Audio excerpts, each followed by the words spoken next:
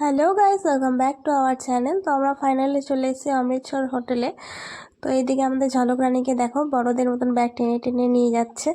আর সারা রাত জেগে থাকা, জার্নি করা, ঘুমানো সব কমপ্লিট করার পর আমরা ফাইনালি সকাল সকাল এসে পৌঁছেছি হোটেল রুমে।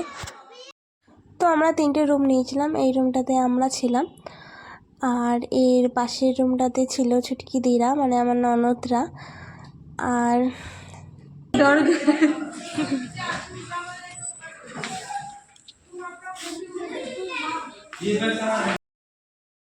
আর ওইদিকে যে রুমটা দেখতে পাচ্ছ ওটা নিয়েছে শুভমরা, মানে আমার দেওয়াররা। ওইদিকে গিয়ে আর দেখানি, একই হোটেলের রুম কী দেখাবো। তো আমরা রেডি হয়ে বেরিয়ে পড়েছি, কেননা কাল সকালেই আমাদের ট্রেন আছে।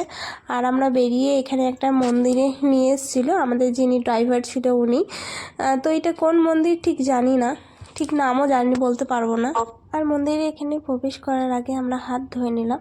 আর একটা জায়গারও যাওয়ার আমাদের ইচ্ছে ছিল, সেটা হচ্ছে জালিয়ানওয়ালাবাগের হত্যাকাণ্ড যেখানে হয়েছিল। কিন্তু সময় খুব কম থাকায় আমরা আর যেতে পারিনি, কেননা বললাম তো কালকে সকালেই আবার আমাদের বেরোতে হবে।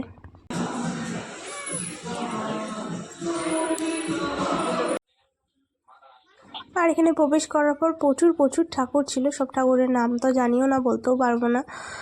আর এখানে আমি ভিডিওটা ফাস্ট করে দিয়েছি, কেননা আস্তে আস্তে হলে অনেকটা সময় লেগে যাচ্ছে।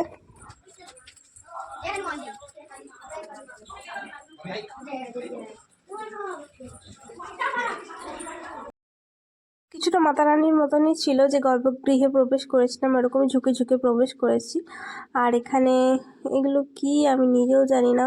এখানে আরেকটা আছে শিব ঠাকুরের মূর্তি।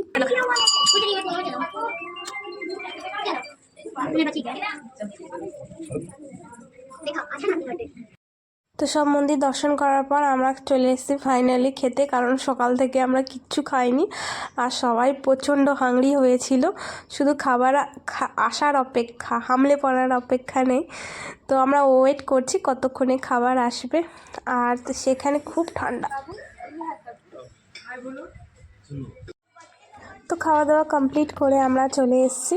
তো তোমরা দেখে অনেকে গেস করতেই পারছো যে আমরা কোথায় এসেছি, কেননা গালের মধ্যে আমরা ফ্ল্যাগের স্টিকার লাগিয়েছিলাম। তো গাড়ির ড্রাইভারওয়ালা আমাদেরকে এখানে নামিয়ে দিয়েছে, তো আমরা হেঁটে হেঁটে যাচ্ছি। হ্যাঁ, তোমরা নিশ্চয়ই ঠিকই ধরেছো, আমরা এসেছি বাঘা বর্ডারে। এবার আমরা এন্টার করছি আস্তে আস্তে। তো গেটে আমাদের ভালো করে চেকিং করার পর আমরা বেরিয়ে পড়েছি। আর আমাদের যারা ছেলেরা ছিল তাদের আসতে অনেকটা লেট হয়েছে, কারণ ওদের লাইন আলাদা, আমাদের লাইন আলাদা ছিল, তাই। গ্যালারির ভিতরে চলে এসেছি, দেখো পুরো ফাঁকা হয়ে আছে, কিন্তু যখন সব স্টার্ট হবে তখন পুরো ফুল ভর্তি হয়ে যাবে, এক ফোঁটা বসার জায়গা থাকবে না।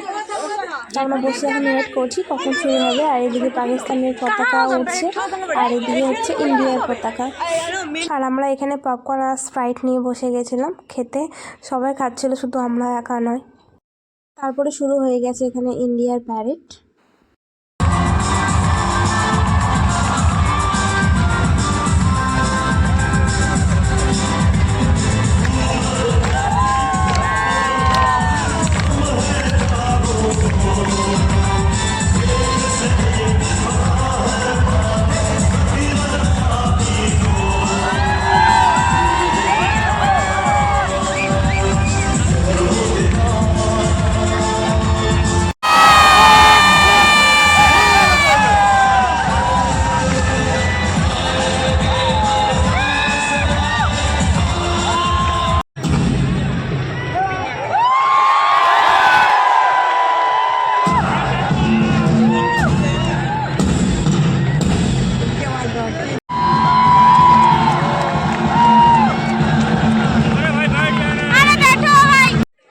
তো প্যারেড দেখার পর আমরা চলে এসেছি বাইরে।